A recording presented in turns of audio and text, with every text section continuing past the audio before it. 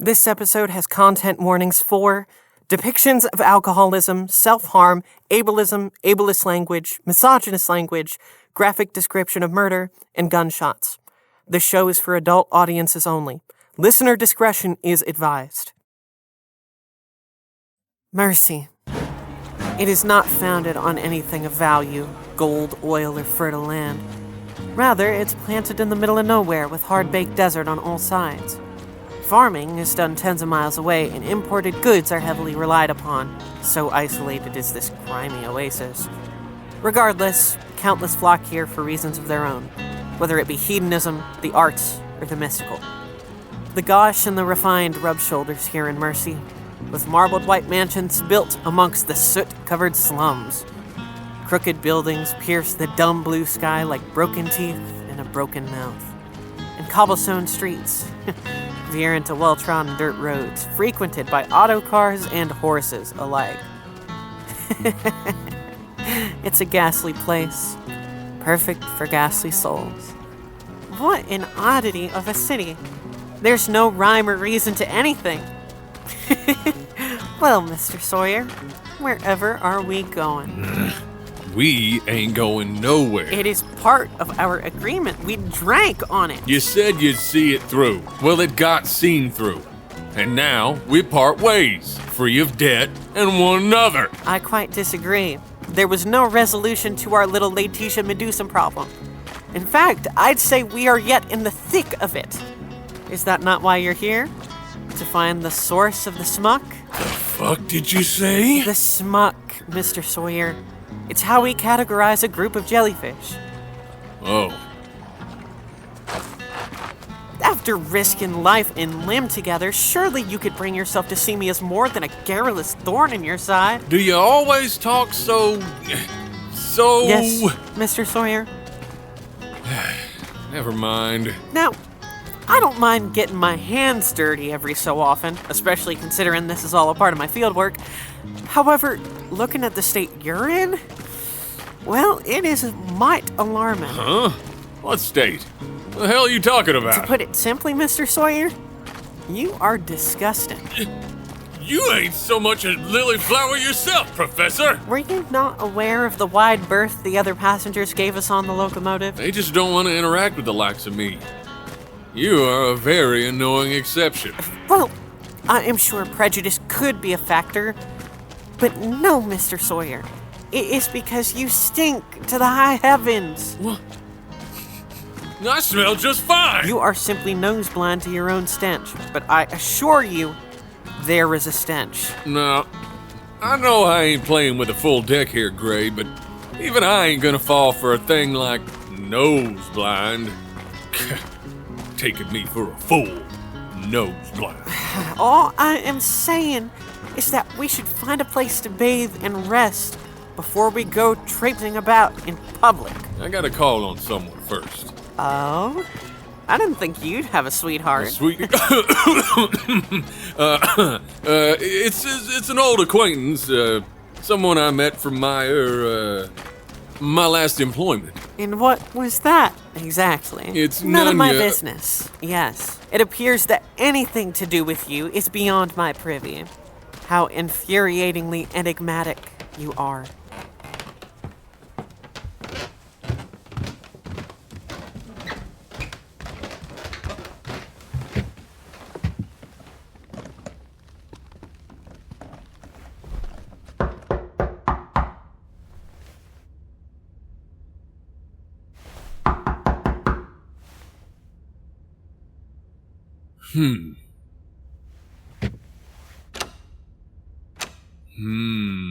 That one didn't sound so good. His door's open. It appears so, yes.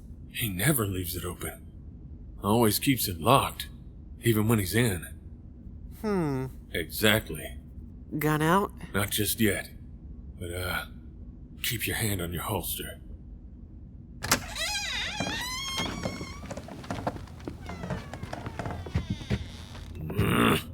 Can't see nothing.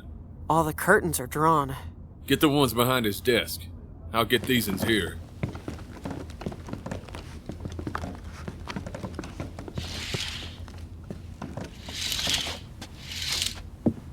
Oh. Oh, no. Oh, shit. The whole place has been ransacked. And this large stain in the middle of the office is, I believe, blood. Blood. Yes.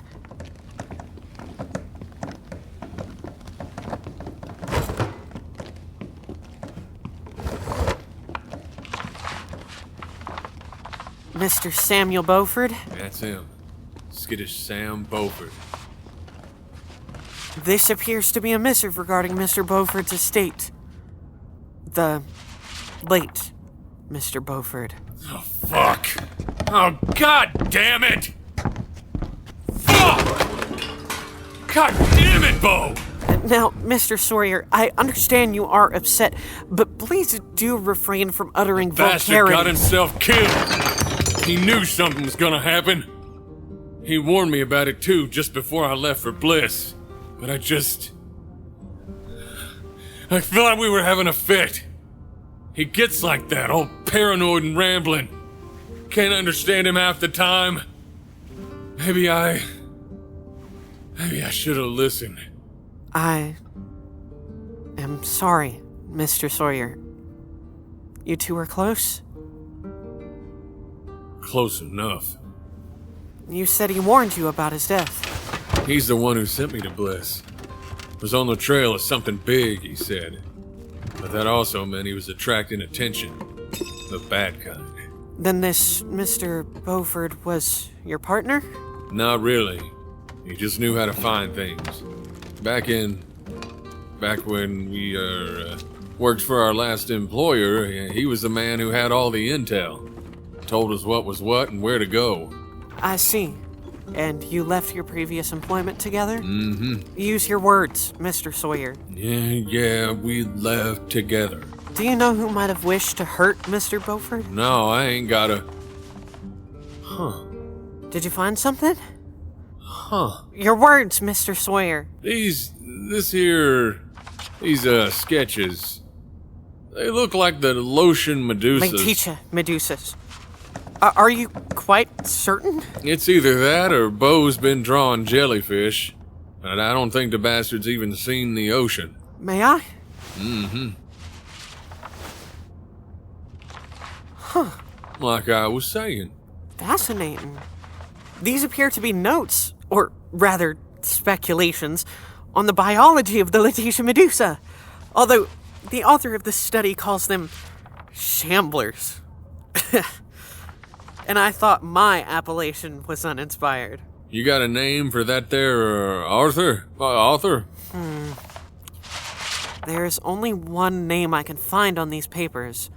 I am not confident it is the author, however, it may be worth following as a lead. The writing's all swoopy. It says, Madam Ruin. Right.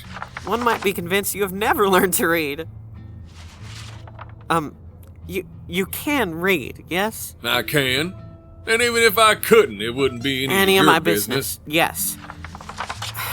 Well, we should find out if the carnival's in town. This ain't the time to be visiting no carnival, Gray. Madam Ruin, it says. So? So, considering the preternatural circumstances, our Madam of Mystery is most likely to be the kind of madam found in a carnival. Would you not agree? Like, one of them fortune tellers? Precisely. It's either that or she keeps a house of negotiable affections. Consider it a process of elimination. I ain't following. A ranch of the scarlet variety? No, you got yourself confused. It's called an apple orchard, see? I am speaking about a business in the midnight tumble. What you want to do that for? You got a hardier tuition than a blacksmith. You, Mr. Sawyer, are an astounding man. That's so. I suppose I can be. Regardless, the next logical step is to see about a carnival. All right.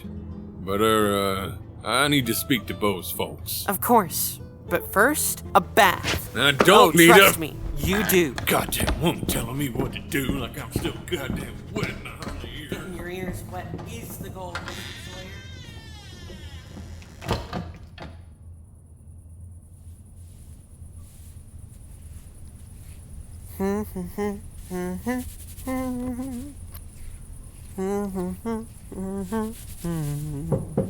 come in.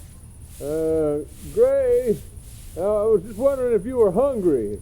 I think I got some fixings downstairs. Do come in, Mr. Sawyer. It was a trifle attempting to decipher your incoherent mumblings with the door between us. Huh? Come in! It ain't proper for a man to... Well, you're a lady, so... God damn it, Gray! Put some damn clothes on, won't you? I am wearing clothes. That flimsy robe ain't much of nothing. My, I didn't think you were a man of such delicate sensibilities. Just come in before anyone sees you.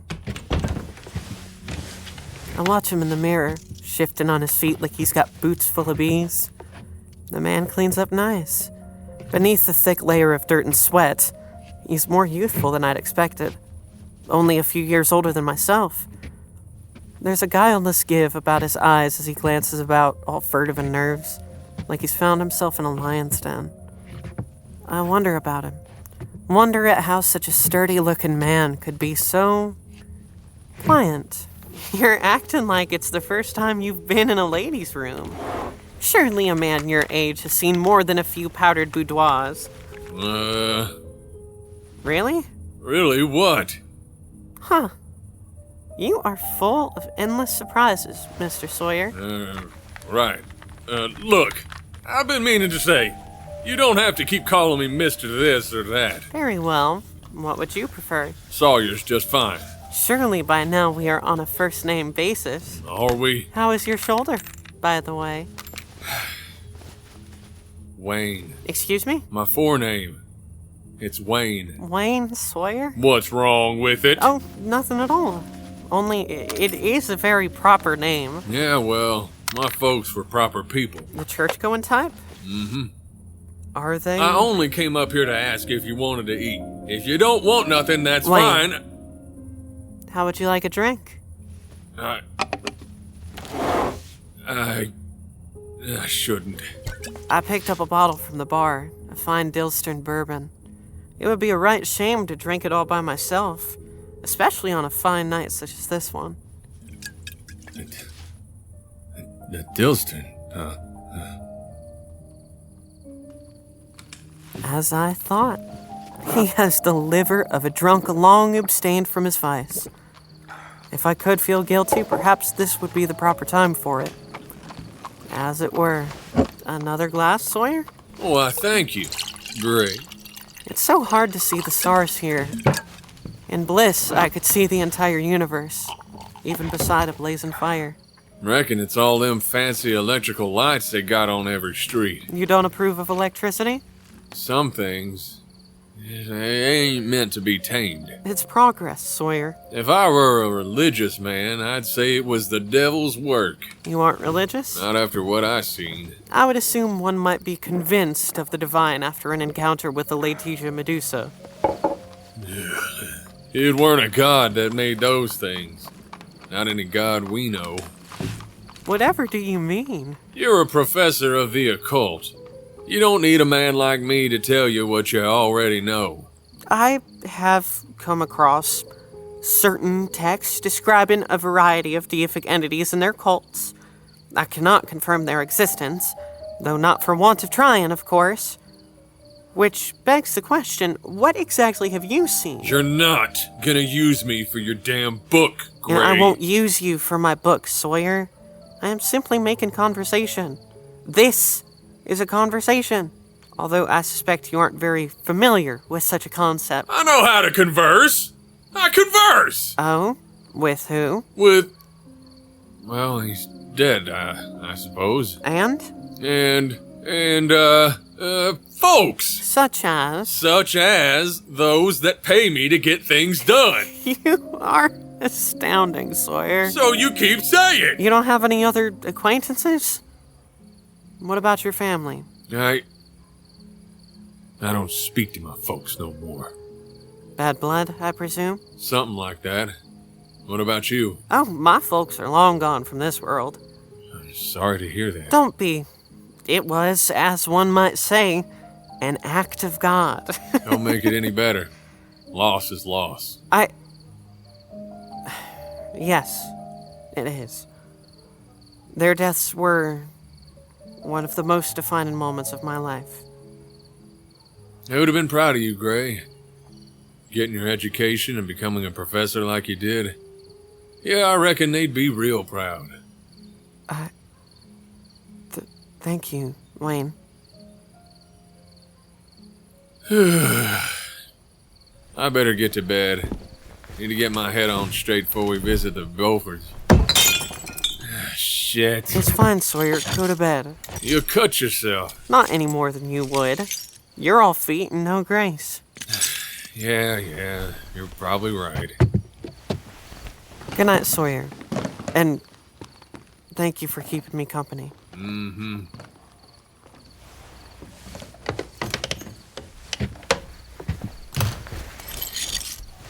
Ah! Shit!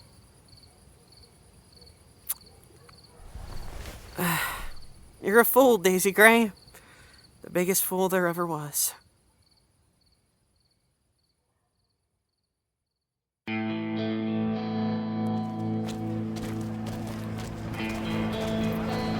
In the searing light of the morning, Mercy is furious and ablaze, the iron-rusted heart of the Badlands. People of all color, tongue, and dress churn in the dust-caked streets. Carriages and auto carts alike travel through the congestion haphazardly. Every now and then, a body gets clipped, but the screams are lost to the human cacophony.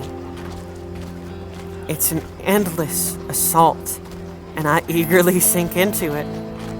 There's nothing like getting lost in a big city, where the environment is like a force of nature, sweeping me away into the rapids of normality. Here, I find the sweet illusion of wearing the same face as those around me. I don't need to craft myself bespoke for each and every interaction. All I have to do is let myself drift with the tide. It's a rare respite, the quiet anonymity and the chaos and the commotion. Here, I could shed Daisy Gray and just be. The sun's only just risen and it's already hotter than a steam engine.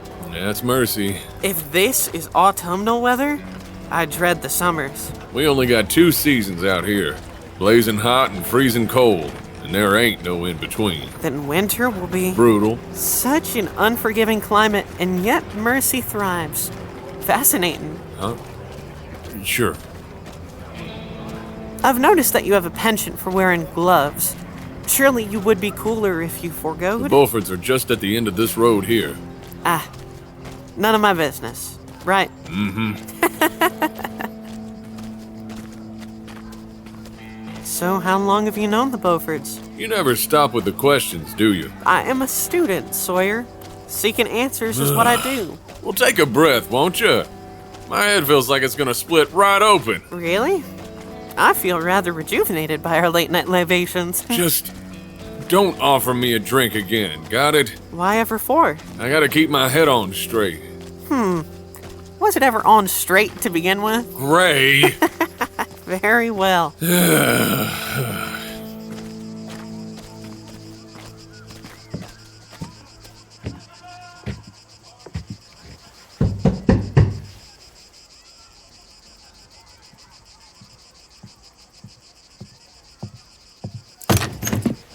Wayne! Morning, Miss Beaufort. I heard about Samuel. Oh, yes, of course. Please, come in. Oh, I wouldn't want to impose. You're never imposing. As it were, I was just making some tea. Thank you, Miss Beaufort.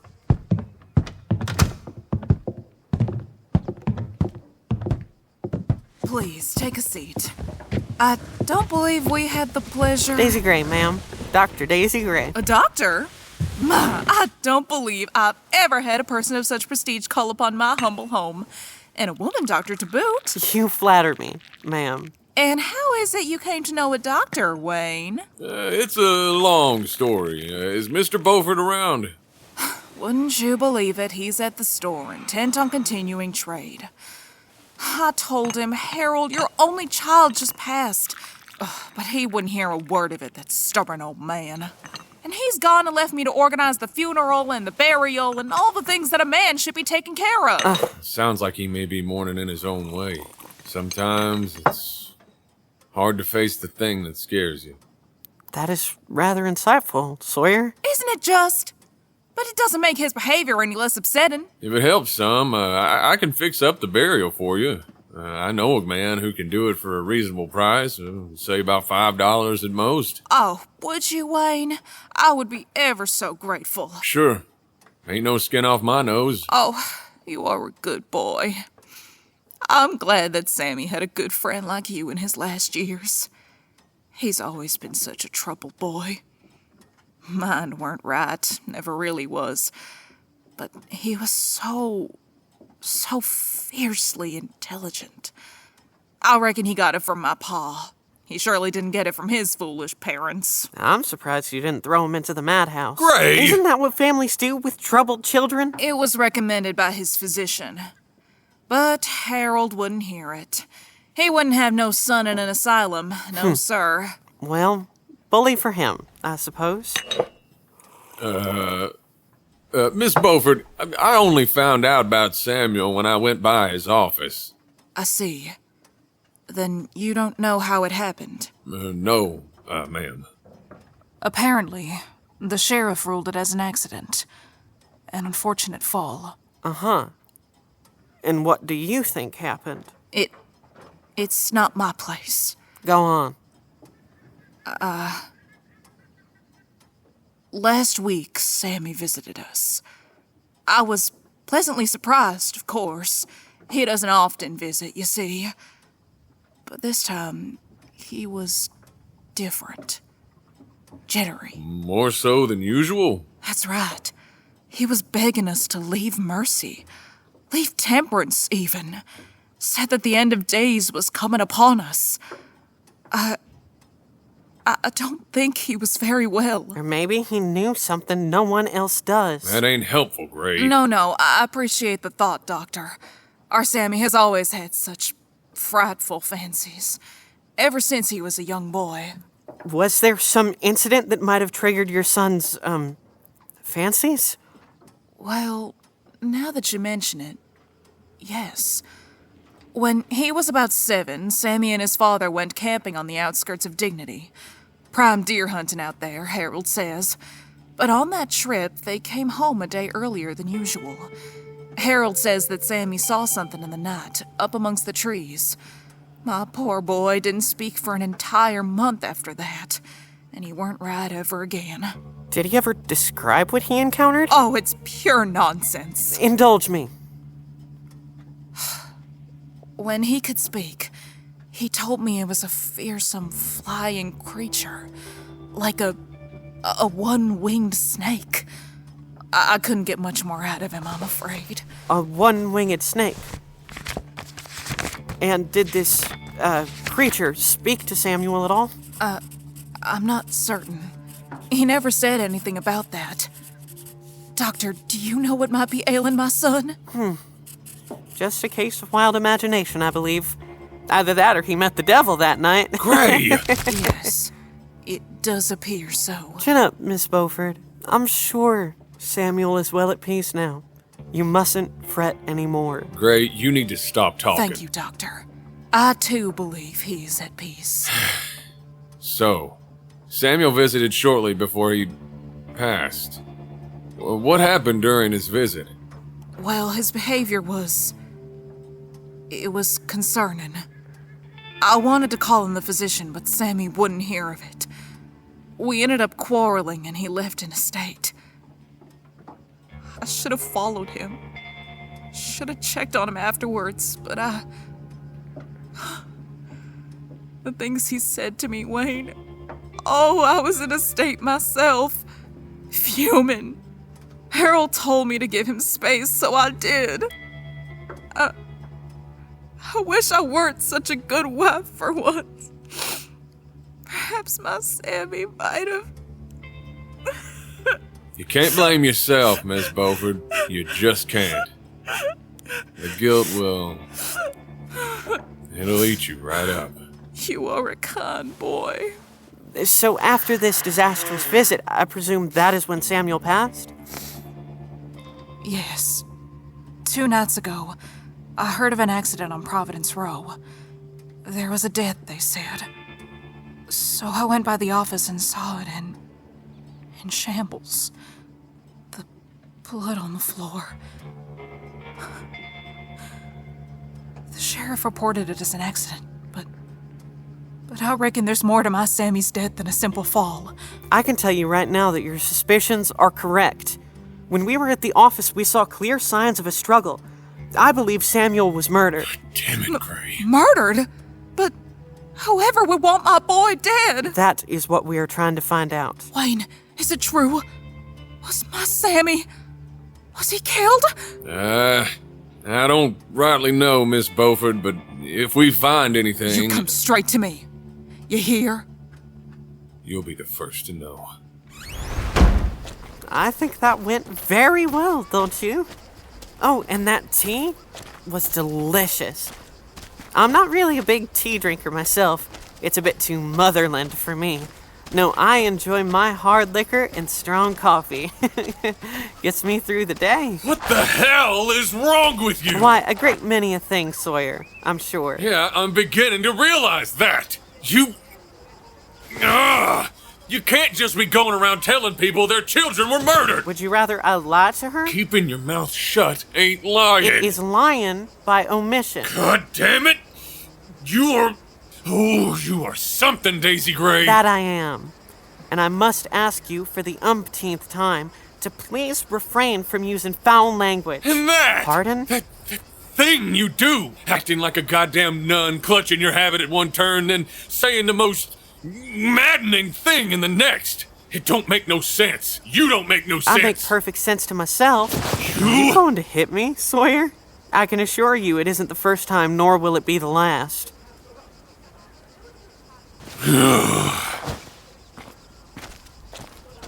My, you do have a temper. You just have that effect on people. I suppose I do.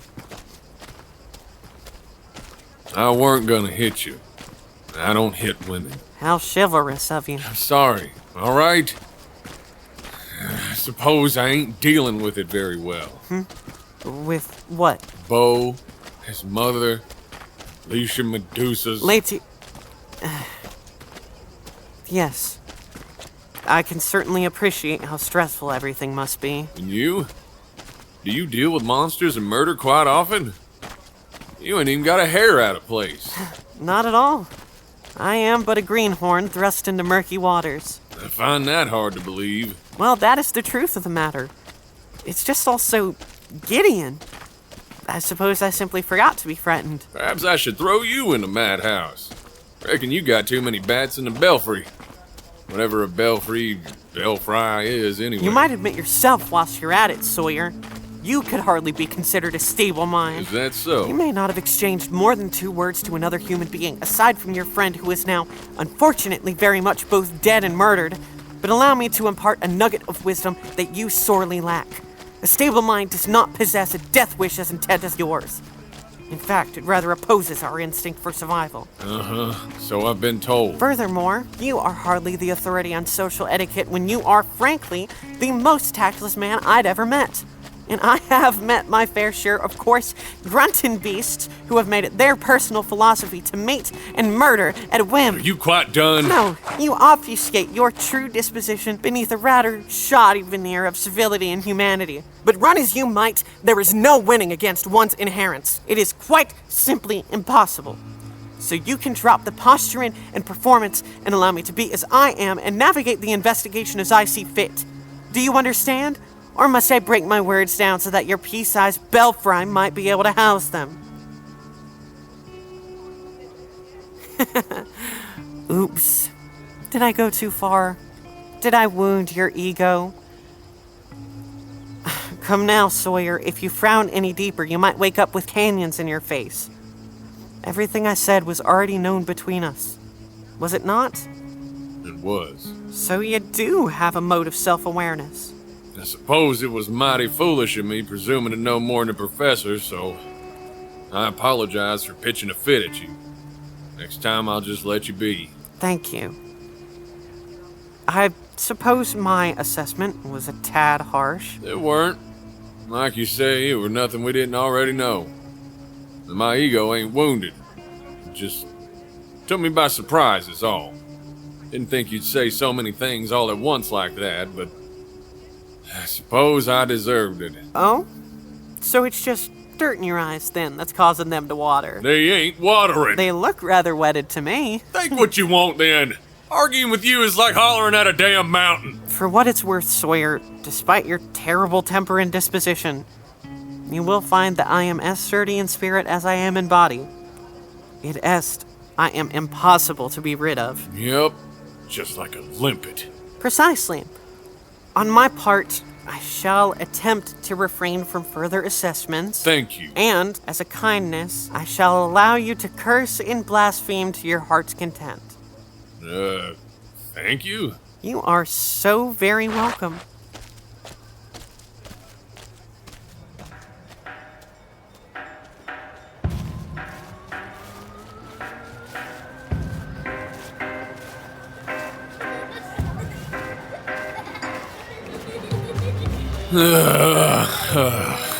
Not a fan of the carnival, I take it? Mm-hmm. Be any more dour and you might poison the well. Maybe this well ain't worth saving.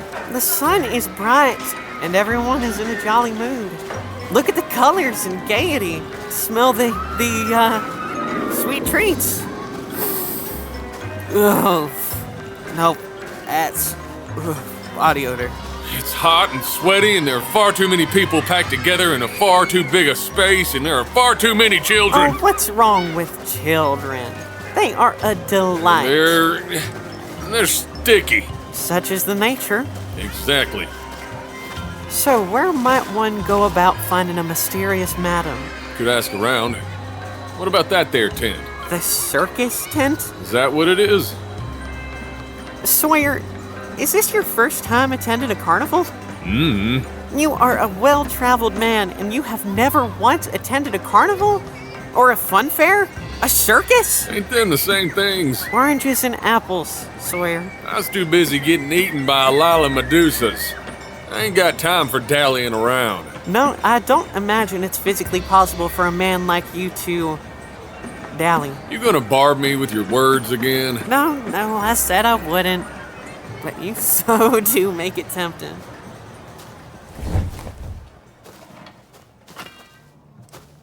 Looks like they're setting up for a show tonight. Excuse me? Excuse me? You can't be here, ma'am. We are looking for a Madame Ruin.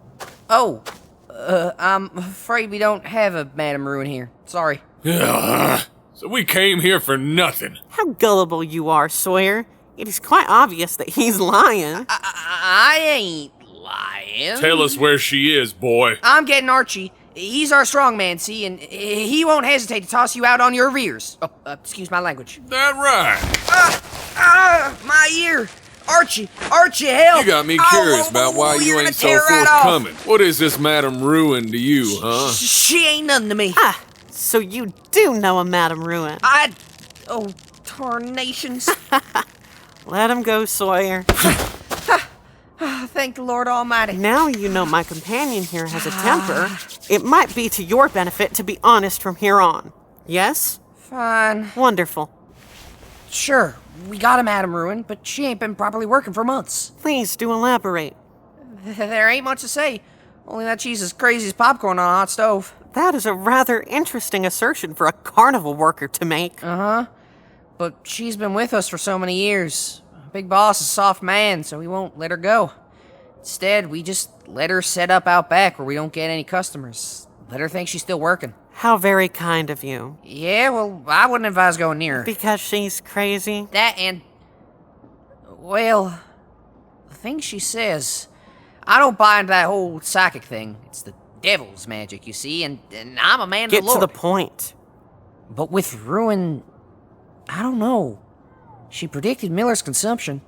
Said she saw him bleeding from his mouth. Said he was gonna meet his mom and pa in less than a year. Let me guess. He died in a year. Right. Same goes with old Peterson. Mrs. O'Reilly. And that's not even the worst of it. I'm convinced she can see right into a man's soul. Sees things she has no business seeing. She sounds absolutely fascinating. Fascinating ain't the word I'd use, but sure. Point is, you best stay away if you know what's good for you. Out back, you said? Thanks, and sorry about the ear. Yeah. Don't say I didn't warn you. Gray, what the hell has gotten into you? Nothing but a sense of adventure and a healthy dose of curiosity. Gray. I just didn't like the way he described her as all. What do you mean? Men are awfully frightened of things they don't understand. I ain't understand you half the time, but you don't scare me none. You, Sawyer, are an anomaly. I got 2 legs and 2 arms, don't I? Pardon? And I ain't been to the sea for years. An anomaly, Sawyer, not an anemone. Oh, And man. I said what I said. You are a right fool. You're only just realizing that now. Maybe you're the bigger fool betwixt us, Professor. Maybe I am. This must be it. Madam Ruin. Knows all, sees all, and tells all. Ominous name, that. Ruin. Hurry along, Sawyer. I want my fortune told first.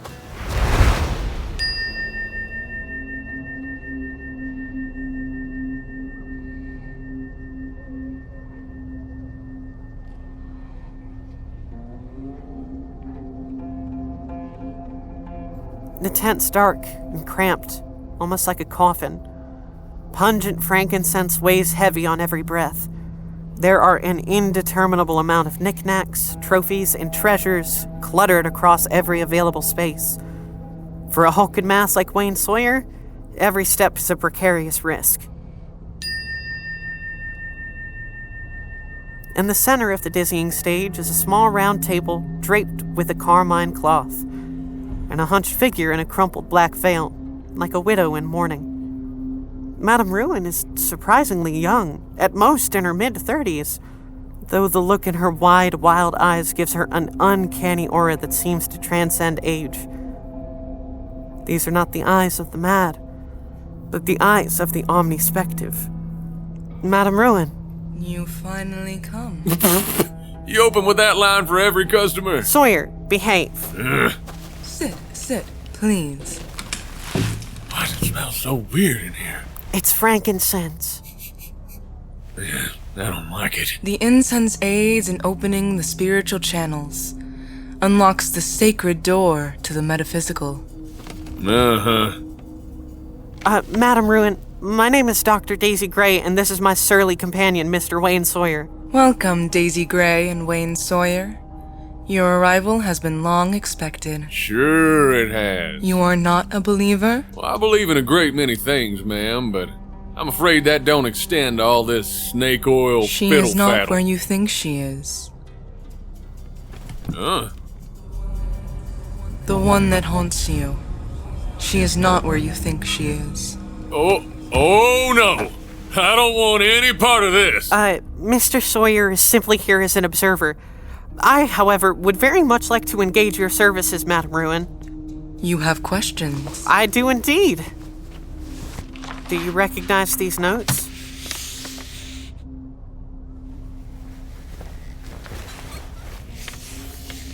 They reek of death. That's right. They were found in Mr. Samuel Beauford's office. We believe him to have been killed a few nights ago. You are correct in your assumption. You couldn't know that. He was struck on the head several times. Died on the second impact. Now see here! You don't use Beau's death to wrangle coin out of us! I see what I see, Mr. Sawyer. And she hasn't yet solicited a transaction, Sawyer, so you can calm yourself. I got half a mind to have you arrested as his killer. Why the hell was your name on these here papers, huh? What do you have to do with the locust medusas? Shamblers. They are referred to in these notes, which originate from you, I presume? Unfortunately not. I do not recognize these handwriting. However, I am familiar with these creatures, yes. Oh, please, tell us anything and everything you know about them. They are of the stars, called forth to serve a master. You mean they're summoned? Ah, How do we get rid just of as them? I suspected. Why do you concern yourself with this matter, Mr. Sawyer? They've been killing folk over in Bliss and Scene heading to Mercy. Won't be long till they start killing here, too. I suggest you end your quest here and leave Mercy while you are able. I ain't running. You believe you have so much to gain in this doomed city. However, I see only loss for you. A great many losses. It's like jawing at a hitching post.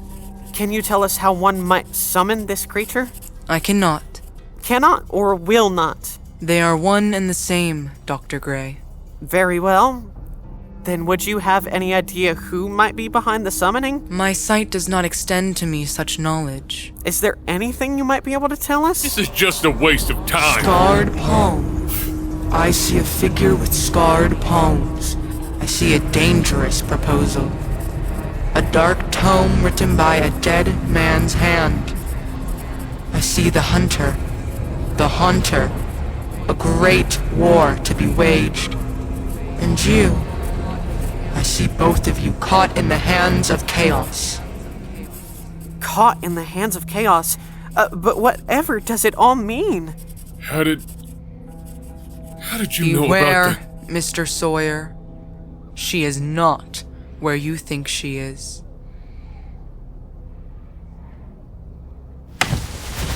Sawyer? We gotta go. But I still have so many questions. Now, Gray!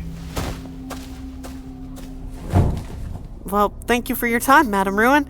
And thank you for these intriguing leads. I shall most definitely call upon you in the future.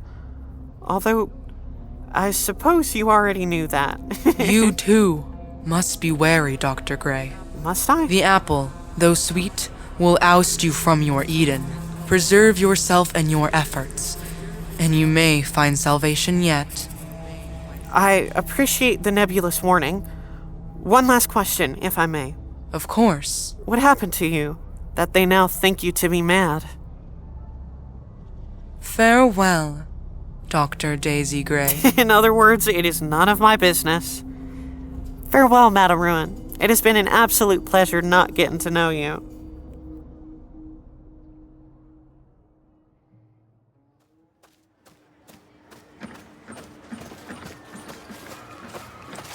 Got a burr under your saddle, Sawyer?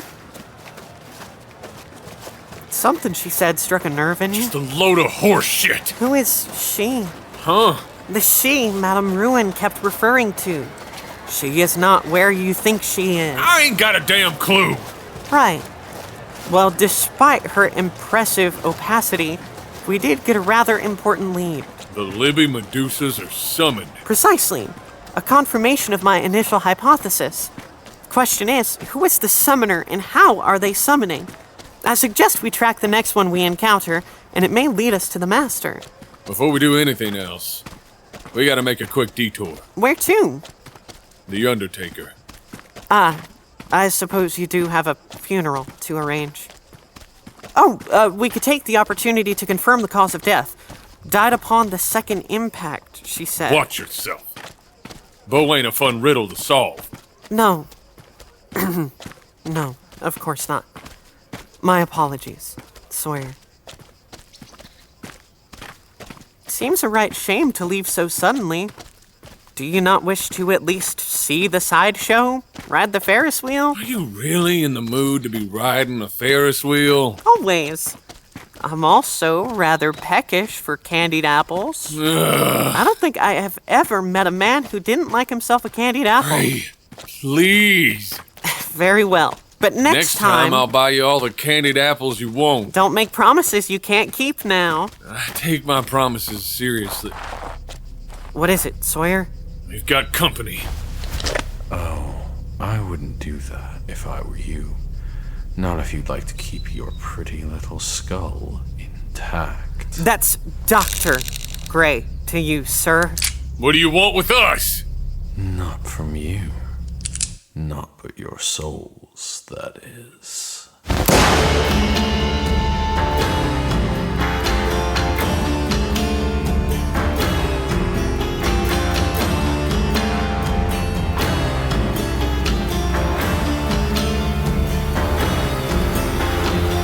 Mercy, Episode 2, Mercy. Starring Aurora Ave-Lallemant as Dr. Daisy Gray, Austin Sharp as Wayne Sawyer, Sneha Kumar as Mrs. Beaufort, Matt Doherty as carnival worker and stalker, and Madison Diaz as Madame Ruin. The script supervisor for Mercy is Matt Doherty. The writer, director, and sound designer is Jae-in Hwan. The sound effects and music for this show is sourced from EpidemicSound. You can find the link to the full music credits in the description of this episode. Please follow, rate, and review to support our show.